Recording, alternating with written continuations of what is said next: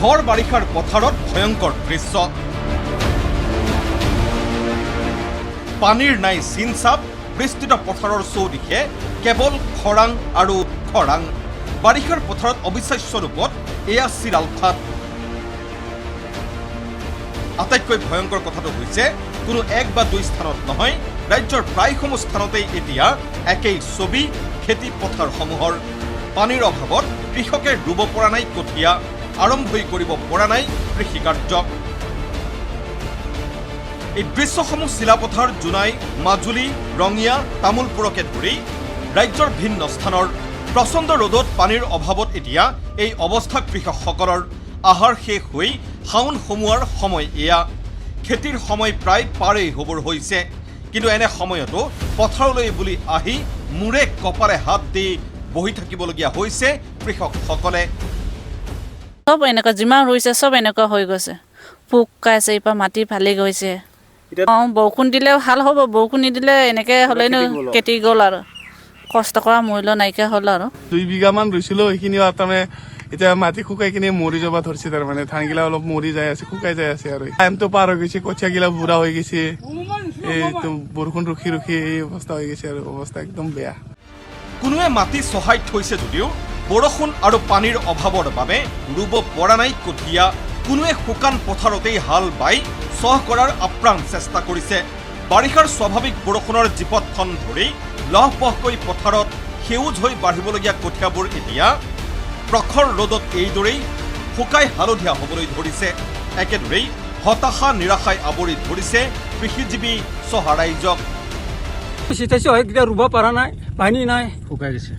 শুকাই মানে এতিয়া গৰু পানী খোৱাবাই এইখিনি পশ্চিমৰ এই আলিৰ পৰা এই পশ্চিমত আপোনালোকে দেখছি পানীয়ে নাই। ৰুলো কি হ'ব, ফাটি গৈছে মাটিবিলাক আৰু ৰোৱা কোনো মূল্যই নাইকিয়া হৈ গৈছে। তাতে মানে চাউল গোটেই ধূলি হৈ গৈছে।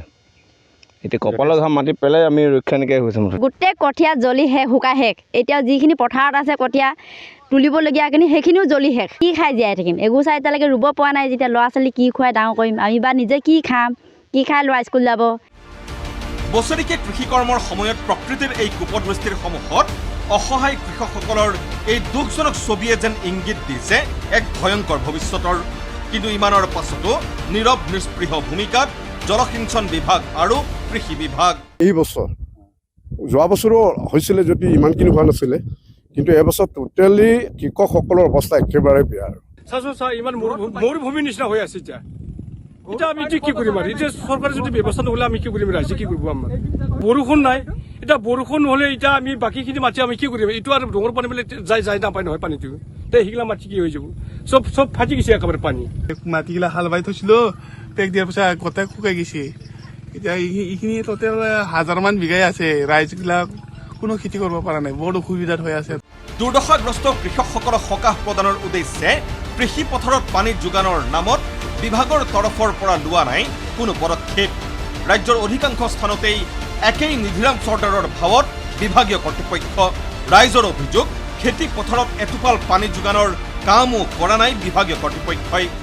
জলসিঞ্চনৰ ব্যৱস্থা আমাক লাগে, পানীৰ যোগান নথকাৰ কাৰণে আজি এইখিনি অৱস্থা। কাৰণ বিভাগটো আছে, ক'ত আছে সেইটো ৰাইজে গমেই নাপায় চাগে। এনে বাজেটত থাকে, বিভিন্ন ধৰণৰ বাজেট উত্থাপন কৰে কৃষকসকলৰ কাৰণে।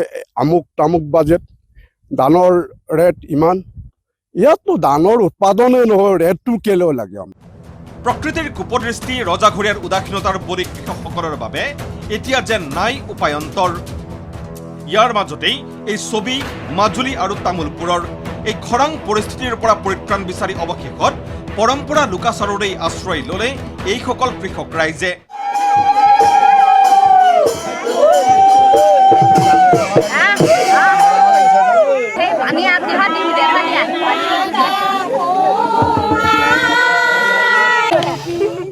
ঢোলে ডগৰে বেণ্ড পাৰ্টি বজাই নাচি গাই সমজুৱাকৈ পাতিলে ভেকুৰীৰ বিয়া।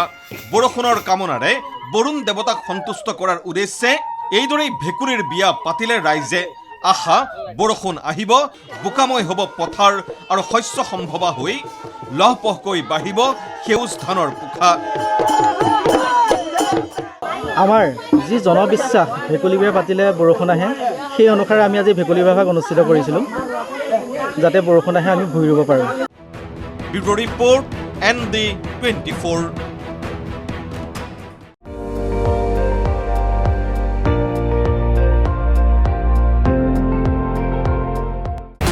আপুনি চাই আছে ND24 সৰ্বশ্ৰেষ্ঠ নহয় সৰ্বোত্তমৰ দৌৰ